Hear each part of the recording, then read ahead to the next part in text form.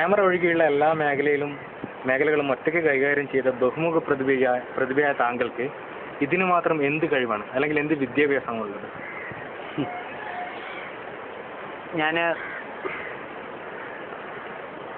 Pre degree 4th group ആയിരുന്നു. Degree English main, MA Hindi, research just അതിൻ്റെ submit ചെയ്യാനുണ്ട് ഹിന്ദിയിൽ.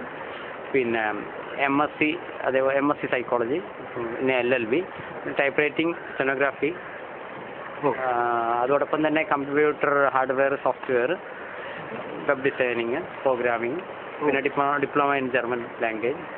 പലപ്പോഴും പഠിക്കുന്ന സമയത്ത് തന്നെ അതേപോലെ തന്നെ English Hindi translation course, diploma in astrology. പഠിക്കുന്ന സമയത്ത് ഒരേ സമയം തന്നെ 3-4 കാര്യങ്ങൾ ഞാൻ ഒരുമിച്ച് ചെയ്തിരുന്നു. പിന്നെ സംഗീതത്തിലാണെങ്കിൽ പുല്ലാങ്കുഴലാണ് നമ്മളുടെ ഫേവറേറ്റ്. ഓക്കെ. സാറിനപ്പോൾ ഈ സൈക്കോളജി സാറിൻ്റെ ഗാനരംഗങ്ങളിൽ എത്രത്തോളം ഉപകാരപ്പെട്ടിട്ടുണ്ട്? ഗാനരംഗം എന്ന് മാത്രമല്ല, മൊത്തമായി ഞാൻ സൈക്കോളജിയെ പരമാവധി ഉപയോഗിച്ചു എന്നുള്ളതാണ് സത്യം. അതായത് സൈക്കോളജിയിൽ വരുന്ന ഒരു വിങ്ങാണ് ഇൻഡസ്ട്രിയൽ സൈക്കോളജി. ദാറ്റ് ഈസ് ഒരു ബിസിനസ് ബന്ധപ്പെട്ടാണ് ഈ ഇൻഡസ്ട്രിയൽ സൈക്കോളജി. അപ്പോൾ നമ്മുടെ കയ്യിലൊരു മെറ്റീരിയലുണ്ട്, അത് മറ്റുള്ളവർ വാങ്ങണമെങ്കിൽ കസ്റ്റമേഴ്സിനെ നമ്മൾ അട്രാക്ട് ചെയ്യാൻ നമ്മൾ യൂസ് ചെയ്യുന്ന ഇൻഡസ്ട്രിയൽ സൈക്കോളജിയുടെ പല മെത്തേഡ്സ്. അതിൻ്റെ സൈഡാണ് നമ്മൾ ഈ അഡ്വർടൈസ്മെന്റ് എല്ലാം യൂസ് ചെയ്യുന്നത് ഇൻഡസ്ട്രിയൽ സൈക്കോളജിയാണ്.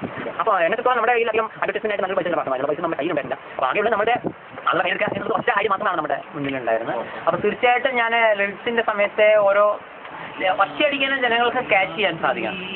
പെട്ടെന്ന് ക്യാച്ച് ചെയ്തിട്ട് നമുക്ക് അവരെ കയ്യിലെടുക്കാൻ സാധിക്കണം. ആ രീതിയിലുള്ള സോങ്സ് അതിൽ ഞാൻ ഉപയോഗിച്ചൊരു മെത്തേഡാണ് പരമാവധി സാഹിത്യം കുറയ്ക്കുക എന്നുള്ളൊരു തിയറിയാണ് ഞാൻ വിചാരിച്ചിരുന്നത്. പരമാവധി സാഹിത്യം കുറച്ചു ആളുകൾക്ക്. അപ്പോൾ എനിക്ക് ഞാൻ മനസ്സിലാക്കുന്നത് വെച്ചാൽ ചെറിയ കുട്ടികൾക്ക് പോലും എൻ്റെ ഏത് സോങ് പെട്ടെന്ന് ബൈഹാർട്ടാക്കാനും ചെറിയ കുട്ടികൾക്കായാലും വലിയ ആളുകൾക്കായാലും അതിൻ്റെ അർത്ഥം മനസ്സിലാക്കാൻ സാധിക്കും. ഇതൊക്കെയാണ് ഞാൻ കണ്ടുവരുന്നത്.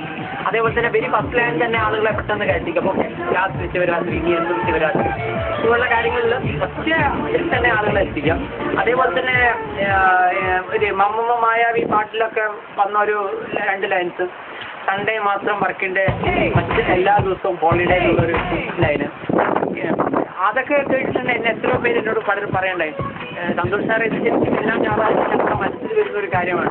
ഞായറാഴ്ച മാത്രം വർക്കിൻ്റെ ആവുകയും ബാക്കിയുള്ള ദിവസമൊക്കെ ഹോളിഡേ ആയിരുന്നെങ്കിൽ എത്ര നന്നായിരുന്നു എന്നിങ്ങനെ ആലോചിച്ചു. അപ്പോൾ സാറിൻ്റെയും അമ്മ മായാവി ഞാൻ ഇടയ്ക്ക് കേൾക്കും. ആ ലൈന് കേൾക്കുമ്പോൾ എനിക്ക് എന്തോ ഒരു സുഖം തോന്നും എന്നൊക്കെ വരും. അപ്പോൾ ഞാൻ ആലോചിക്കുന്നു നമ്മുടെ സൈക്കോളജി തീർച്ചയായിട്ടും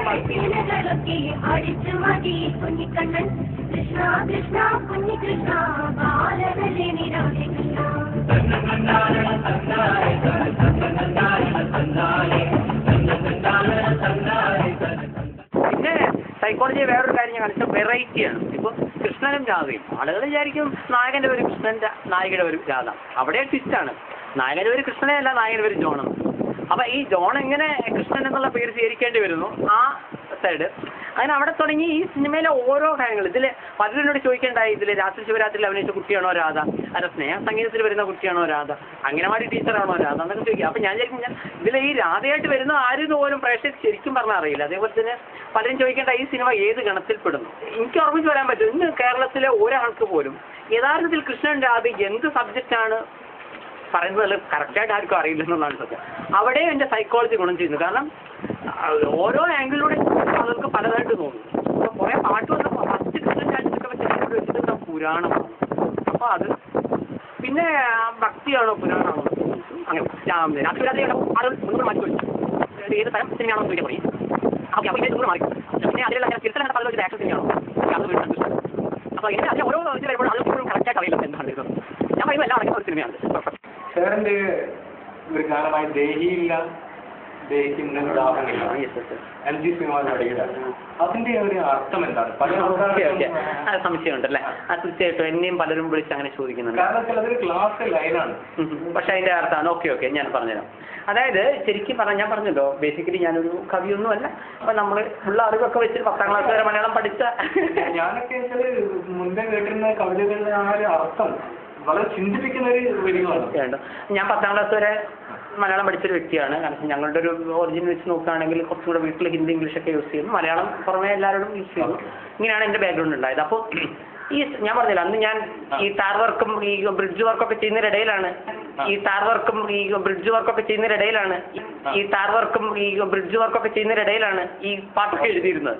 അപ്പൊ എനിക്ക് അവിടെ വേണ്ടിയിരുന്നത് ആത്മാവില്ലാത്ത ശരീരം കൊണ്ട് കാര്യമില്ല, ബാക്കിയൊക്കെ ലൈൻസ് എഴുതി സുഗന്ധമില്ല അല്ലാതെ അതായിരുന്നു വേണ്ടത് അർത്ഥം. പാട്ട് കംപ്ലീറ്റ് പക്ഷെ ഫസ്റ്റ് ലൈൻ ഇല്ല.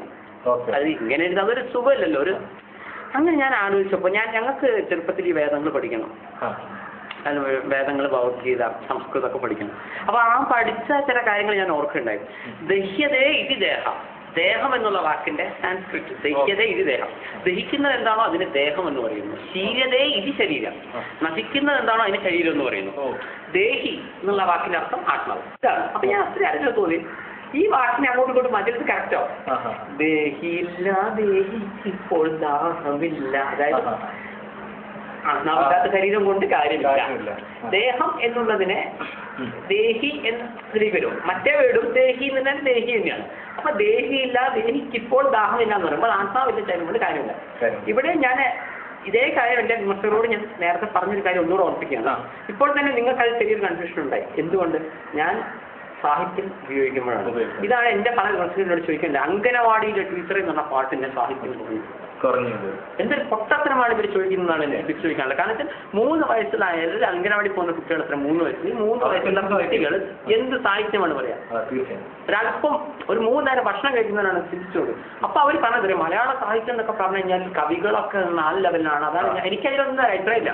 പക്ഷെ ഞാൻ പറഞ്ഞത് സിറ്റുവേഷൻ, അവിടെയാണ് ഞാൻ പറഞ്ഞത് സിറ്റുവേഷൻ അനുസരിച്ചേ വരുള്ളൂ. അതിൽ നിങ്ങൾ ഡാൻസ് നോക്കും, ഞങ്ങളുടെ സ്വാഭാവികമായിട്ടാണ് ഡാൻസ് ചെയ്യുന്നത്. ഞാൻ എന്റെ കുട്ടികളോട് പറയാം, നിങ്ങളെല്ലാവരും ഒരേപോലെ ഡാൻസ് ചെയ്യരുത്. കാരണം അങ്ങനെ ഒരിക്കലും കുട്ടി ചെയ്യാൻ പറ്റില്ല. നിങ്ങൾ സ്വാഭാവികമായിട്ട് ചെയ്യും. അതായത് എന്റെ സിനിമയിലെ ഫുൾ ഡാൻസ് ഓരോ ടൈമിലും ഞാൻ എല്ലാവരും പറഞ്ഞത് സ്വാഭാവികമായിട്ട് ചെയ്താൽ മതി, ഹെവി സ്റ്റെപ്സ് ഒന്നും വേണ്ട. അപ്പോഴാണ് സ്വാഭാവികത കിട്ടുള്ളൂ. നമ്മൾ ഹെവി സ്റ്റെപ്സ് ചെയ്ത് കഴിഞ്ഞാൽ നമ്മൾ മറ്റുള്ളവർ തമ്മിലുള്ള വ്യത്യാസമുണ്ട്. അതായത് ഇതിന്റെ സംഘടനം ഞാൻ സ്പെസിഫൈ ചെയ്യുകയാണെങ്കിൽ സംഘട്ടനം എന്നൊന്നും പറയാനില്ല, സാധാരണമായിട്ടുള്ള ഇതൊക്കെയുള്ളൂ. പക്ഷെ ആ സംഘടനകളൊക്കെ തന്നെയും ഭൂമിയിലെ ഒരു മനുഷ്യനെ ഒരാൾ റൂട്ടിലിട്ട് ആക്രമിച്ച അയാൾ എങ്ങനെയാ പ്രതികരിക്കുക? അതുപോലെയാണ്. നമുക്ക് എക്സ്ട്രാ പവർ ഒന്നുമില്ല. നമുക്ക് ഒറ്റയടിക്ക് 10 ആളെ ഇടിച്ചു വിളിച്ചാലുള്ള കഴിവൊന്നും എന്റെ സിനിമയിലെ നായകനെ നയിക്കില്ല. അതേപോലെ ഈ 8 പാട്ടുകളും കോഴിക്കോട് വെച്ചിട്ടാണ് ചെയ്തിരിക്കുന്നത്. കോഴിക്കോട്ടുകാർ പോലും വിശ്വസിക്കുന്നില്ല അത് പറയുമ്പോൾ. സാറ് കളവ് പറയുമ്പോൾ അതെ. അവിടെയാണ് ഞാനെടുത്ത ഒരു സ്ഥലവും ഇന്നേ ഒരു സായിപ്പും വിസിറ്റ് ചെയ്തിട്ടുണ്ടാവുന്നത്. ചിലപ്പോൾ മേ ബി ഈ സിനിമ ഹിറ്റായാൽ ചിലപ്പോൾ ആളുകൾ ചോദിച്ചു തരാം ഇത് എവിടെയാ സ്ഥലം. അതാണ് എനിക്ക് ഏറ്റവും തമാശ വെച്ചാൽ കോഴിക്കോട്ടുകാരോട് വിശ്വസിക്കുന്നില്ല. കോഴിക്കോട് ഇങ്ങനത്തെ സ്ഥലമുണ്ട്. എന്നോട് ചോദിക്കാൻ സന്തോഷമില്ല. ഗോകുലനാഥനായ കള്ളക്കണ്ണൻ എന്നുള്ളത് നിങ്ങൾ കർണാടകയിൽ നിന്ന് എടുത്ത് സത്യം പറ. എനിക്കെന്തൊരു കളവ് പറയണം. ഇതിന് 8 പാട്ട്. അതേപോലെ തന്നെ രാത്രി ശിവരാത്രി കോഴിക്കോട് നടത്തുന്ന ആളുകൾ രാത്രി ശിവരാത്രി അതൊരു ഹിൽ സ്റ്റേഷൻ. ഇത് കോഴിക്കോടാണ്. താങ്കളുടെ സിനിമയിലെ പാട്ടുകൾ കേട്ട് ഫോൺ ചെയ്യുന്നതിൽ പെൺകുട്ടികളുണ്ടോ? യഥാർത്ഥത്തിൽ രാത്രി ശിവരാത്രി അംഗനവാടിയിലെ ടീച്ചറെ 2 ഗാനങ്ങൾ ഇപ്പോൾ 2 മാസമായിട്ട് യൂട്യൂബിലുണ്ട്. അത് വന്നതിന് ശേഷം ശരിക്കും പറഞ്ഞാൽ ഒരു അപൂർവമായി വിളിക്കുന്ന പെൺകുട്ടികളെ ഉണ്ടായിരുന്നുള്ളൂ. 10-15 ഇത്രയും കാലമായിട്ട് വിളിച്ചിട്ടുണ്ടാവും. ഇത്രയും പറയാനുള്ളൂ. അതിൽ തന്നെ കുറച്ച് പേര് വിമർശിച്ച് വിളിച്ചിരുന്നു. ചില ആളുകൾ എനിക്ക് ആ പാട്ട് മൊത്തം പാടി തന്നിരുന്നു. സാർ നല്ല രസമായിട്ടുണ്ട്. പക്ഷേ ഇപ്പൊ പുതുതായിട്ട് വന്ന 5 വീഡിയോയിൽ ഈ ഗോകുലനാഥനായി കള്ളക്കണ്ണൻ ഞാൻ മനസ്സിലാക്കിയതാണ്. ദേഹിയില്ല ദേഹിക്കിപ്പോൾ ദാഹമില്ല. ഈ ഗോകുലനാഥനെ കള്ളക്കണ്ണൻ എന്നുള്ളത് 2 ദിവസത്തിനിടയിൽ 20,000 ആളുകൾ വ്യൂ ചെയ്തതാണ്. അപ്പൊ ഈ ഗോകുലനാഥൻ വന്നതിന് ശേഷം ശരിക്കും പറഞ്ഞാൽ ഒരുപാട് പെൺകുട്ടികൾ ഈ സെക്കൻഡ് സെക്ഷനിൽ ഈ രാത്രി ശിവരാത്രിയെ മാറ്റി നിർത്തുകയാണെങ്കിൽ ഇപ്പൊ വന്ന ഒരു പെൺകുട്ടി പോലും ഇപ്പൊ വന്ന ഫോൺ ചെയ്ത ഒരു കുട്ടി പോലും വിമർശിച്ച് ഉണ്ടായിട്ടില്ല. ഗോകുലനാഥനായി കള്ളക്കണ്ണൻ രാധയുമായങ്ങു ചേർന്നു നിന്നെ കാനന്തിയാക്കി കുളിക്കുന്നേരം ഗോപികമാർ വന്നു കൂട്ടുകൂടി.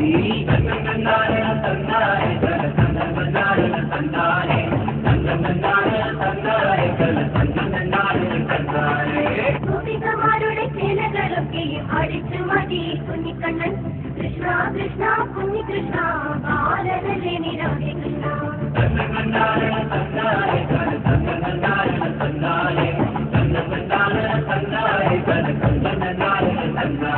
ഇപ്പൊ എനിക്ക് ശരിക്കും പറഞ്ഞാൽ രാത്രി ശിവരാത്രി ഈ 2 മാസം കൊണ്ട് 25 ലക്ഷത്തോളം ആൾക്കാരാണ് കണ്ടത്. ഈ 25 ലക്ഷത്തോളം ആളുകൾ കണ്ടിട്ട് എനിക്ക് വന്ന മൊത്തം ഫോണിനേക്കാൾ കൂടുതൽ പെൺകുട്ടികളുടെ സൈഡിലാണ് ഞാൻ പറയുന്നത്. ബാക്കിയൊക്കെ ചെക്കന്മാരാണ് കൂടുതൽ വിളിക്കുന്നത്.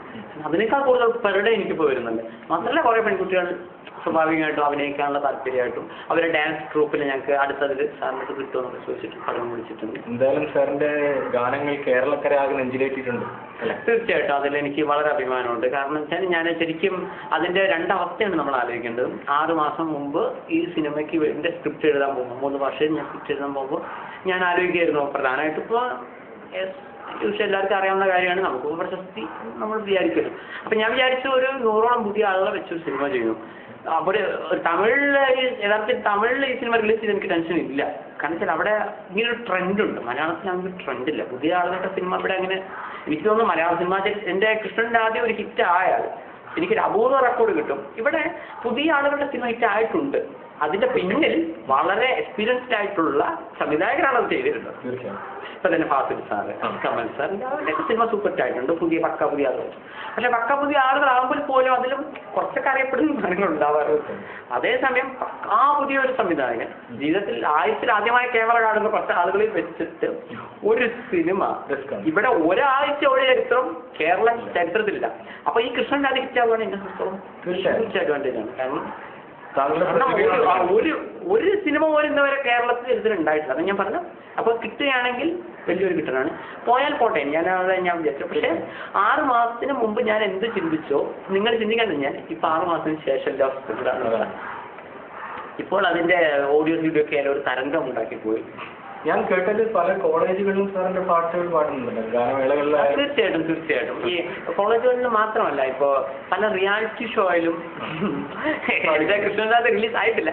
അപ്പോഴേക്ക് എന്നെ എത്രയോ പേര് ഞാൻ പറഞ്ഞാൽ റിയാലിറ്റി ഷോകളിൽ പല പാട്ടുകൾ വരാറുണ്ട്. അതേസമയം അതൊക്കെ ഇറങ്ങിയ പാട്ടുകളല്ലേ. നിങ്ങൾ ചിന്തിച്ചു നോക്കൂ, ചരിത്രത്തിൽ ആദ്യമാണ് ഒരു ഇറങ്ങുന്നതിന് മുമ്പ് വരുന്നത്.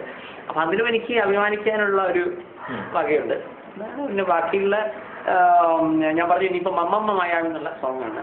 അപ്പോൾ രാത്രി ശിവരാത്രിയുടെ റെക്കോർഡ് ഗോകുലനാഥൻ തകർക്കും എന്നുള്ളതാണ് എനിക്ക് യൂട്യൂബിൽ നിന്ന് കിട്ടുന്ന റിപ്പോർട്ടുകൾ. കാരണം അവർക്ക് കുറേ കൂടെ ഇത് കിട്ടും. കാരണം ഇനീഷ്യൽ വെച്ച് നോക്കുകയാണെങ്കിൽ കിട്ടും. പിന്നെ എല്ലാ സോങ്ങിനും ഇനീഷ്യൽ കിട്ടാൻ സാധ്യതയുണ്ട്. കാരണം ഇപ്പോൾ സന്തോഷ് പണ്ഡിറ്റ് എന്ന് പറഞ്ഞിട്ട് ഒന്ന് ക്ലിക്ക് ചെയ്യുമ്പോൾ 4,90,000 റിസൾട്ടാണ് വരുന്നത്. നിങ്ങൾക്ക് പോയി ഇത് കണ്ട് ഓഫ് ചെയ്തിട്ട് നിങ്ങളൊന്ന് നോക്കിയാൽ ഞാൻ പറഞ്ഞ സത്യം ഉണ്ടെന്ന് മനസ്സിലാവും.